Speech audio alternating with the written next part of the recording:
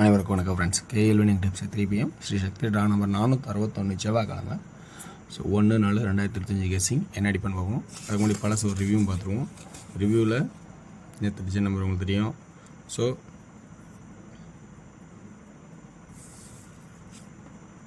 845. So அதனால் அந்த நான் சொன்னது என்னென்னா 7 and 5 ஆல் போர்டில் ஒரு சான்சஸ் ஆகும். 5 ஒரு பாஸ் ஆனது. ஸோ 845 சென்டரை பொறுத்துருமோ 4 வச்சுருக்கோம். நேற்று சொன்னால் டிஆரில் எல்லாம் பார்த்திங்கன்னா 589 சென்டர் பவரு ரிவேர்ஸ் ஏசி எப்படி பாஸ் ஆகுது. 976 ஏசி 76 ரிவேர்ஸில் பாஸ் ஆகுது. 32 இது மட்டும் ஸ்ட்ரெயிட்டாக பாஸ் ஆகிருக்கு. ஸோ சில 2 ஆட்டம் ரிவேர்ஸ்லேயும் ஒரே ஒரு ஆட்டம் மட்டும் ஸ்ட்ரெயிட்லேயும் பாஸ் ஆகிருக்கு. ஸோ இன்றைக்கான கெஸ்ஸிங் இருக்கிற ஆப்ஷன்ஸ் கொடுக்குற பாருங்கள். கண்டிப்பாக ஒரு நல்ல வாய்ப்பாக இருக்கும். உங்களுக்கு நல்ல ஒரு நம்பிக்கையோடு இருக்குது. ஸோ நல்ல ஒரு வாய்ப்பில் தான் இருக்குது.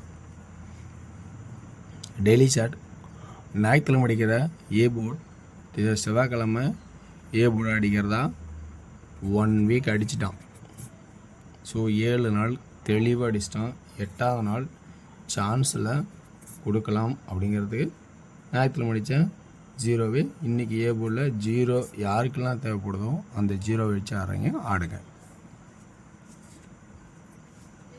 ஓகேங்களா?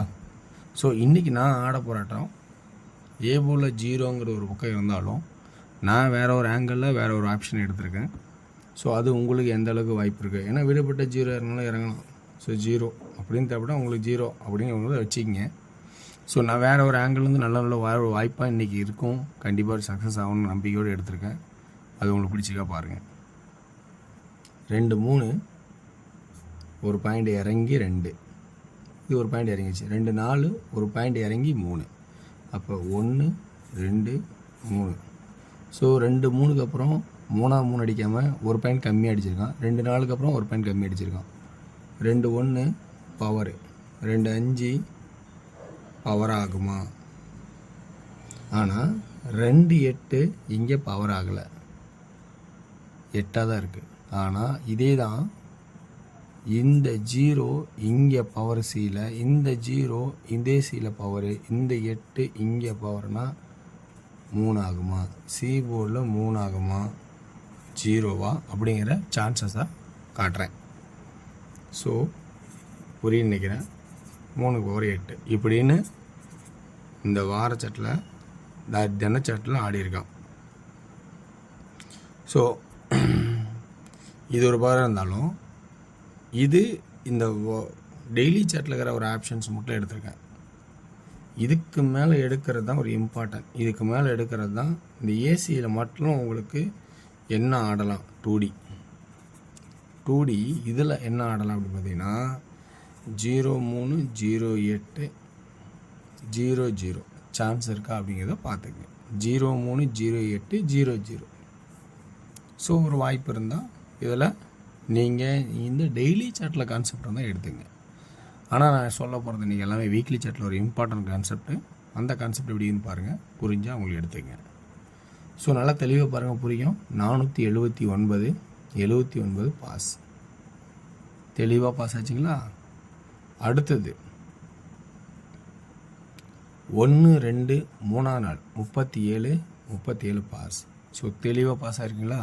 சரி, இப்போ இதிலேருந்து என்ன எடுக்கணும் அப்படின்னா இந்த 79க்கு 79 ஒரு நாள் 2 நாள் கேப்பு, இங்கே ஒரு நாள் 2 நாள் கேப்பு, 37க்கு 37 பாஸ். என்ன அடித்தானோ அப்படியே உட்காருது. இப்போ அடுத்து என்ன சொல்கிறேன்னா அதுக்கு கீழேயும் 79 இருக்கா? ஓகேங்களா? அப்படியே இங்கே பாருங்கள் 37 தான் இருக்கணும், திருப்பி வச்சுருக்கான். ஸோ இது புரியுதா? நல்லா பார்த்துக்குங்க. புரிஞ்சிட்டா ஒரு நல்ல வாய்ப்பு 2D ஆட சான்ஸு இந்த ஃபார்மெட்டில் இருந்தால் இன்றைக்கி கண்டிப்பாக 2D அடிக்கலாம். சரி, 79 முடிஞ்சு போச்சு ஆட்டம். 37க்கு 37 ஆட்டம் முடிஞ்சிருச்சு. இப்போ 79 திரும்ப அடிச்சிருக்கான். ஆனால் இங்கே 37 73 திருப்பி அடிச்சிருக்கான்.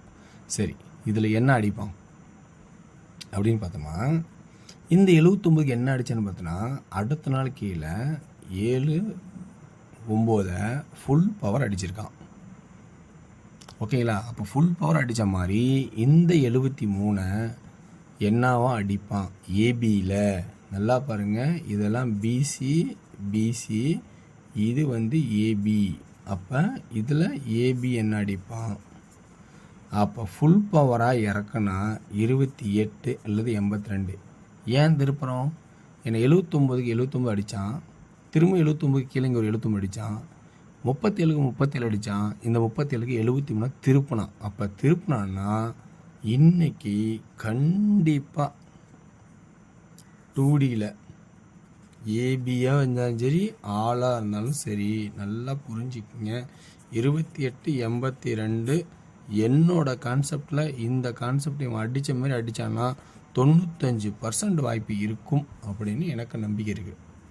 ஏன்னா இந்த கான்செப்டில் 2 ஆட்டம் ஆடினப்போ 79 அப்படியே ஏபியில் பவர் ஆக்கணும். அப்போ இந்த 73 ஏபியில் அப்படியே பவர் ஆக்கணும்னா 28. சரி, கோக் மக் பண்ணி திருப்பி விட்டோன்னா 82. அவ்வளோதான் கான்செப்ட், முடிஞ்சுது. அப்போ ஏ போல் இங்கே என்ன சொல்கிறேன், 2 அல்லது 8. அப்போ பி போல் என்ன சொல்கிறேன், 8 அல்லது 2. ஸோ இது வீக் சாட்டோட ஆப்ஷனில் வருது. இது சி போர்டு இந்த கான்செப்டில் உள்ளே வருது. சரி, 137க்கு 137 1 தப்புட்டா என்ன பண்ணுறது அப்படின்னா, ஒரு 1 தப்புட்டா பார்த்துங்க, அதையும் பார்த்துங்க. ஆனால் அங்கே என்ன ஆடிருக்கான்னு பார்த்தீங்கன்னா,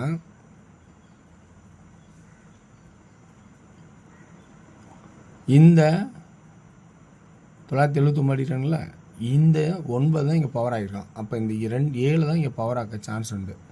இந்த பக்கம் 9 இங்கே பவர் ஆகிருக்கு ஆள். அப்போ இங்கே 6ன்னு வர சான்சஸ் உண்டு. அப்போ கணக்கு, என்னோடய கணக்கு அவ்வளோதான் முடிஞ்சுது. இந்த கான்செப்ட் நான் இதோட முடிச்சுக்கிட்டேன். நான் அதிகம் என்ன சொல்ல விரும்பலை. இப்படி வந்தால் எடுத்துக்கங்க, சரியாக இருந்தால் யூஸ் பண்ணிக்க. ஓகேங்களா? அப்போ 3D என்ன ஆடலாம்? அப்போ 2 8 283 823. ஸோ 3 இருந்தால் 280 820 0வாக இருந்தால். ஸோ அடுத்தது 8 இருந்தால் 288 828. இதுதான் கான்செப்ட்டு, முடிச்சிட்டேன். ஓகேங்களா? ஓகே வர்ஸ். அடுத்தது 1 மணி ஷோக்கான ஆப்ஷன்ஸ் போகிறேன். பிடிச்சிருந்தா அதில் எடுத்து ஆடுங்க, இல்லைனா விட்டுட்டு போங்க, ஸ்கிப் பண்ணுங்க, நல்லது. ஸோ 1 PM ஷோவில் ஏ போர்டில் 1, பி போர்டில் 4 and 9, சி போர்டில் 6. ஸோ இதில் வந்து 2D உங்களுக்கு பார்த்தீங்கன்னா எப்படி ஆடலான்னா 14 19 16. 3D 149 196, sorry 146 196. அடுத்து 6 PM ஷோ பொறுத்த வரைக்கும் எனக்கு தெரிஞ்சிருக்கேன் 92 97 27 அப்படி. 3Dயில் ஒரே ஆப்ஷன்ஸ் 927 என்னோடய கணக்கில் வருது. இதில் 8 PM ஷோ பார்த்தீங்கன்னா 2Dயில் 15 16 11 85 81 86. 3Dயில் 151 156 851 856. ஓகே, பிடிச்சிருந்தா எடுத்துடுங்க, ஸ்கிப் பண்ணிட்டு போங்க. வெற்றி பெற வாழ்த்துக்கள், வெற்றி நிச்சயம் மற்றும் நாளை ஒரு சிறப்பான செல்வோம். நன்றி, வணக்கம்.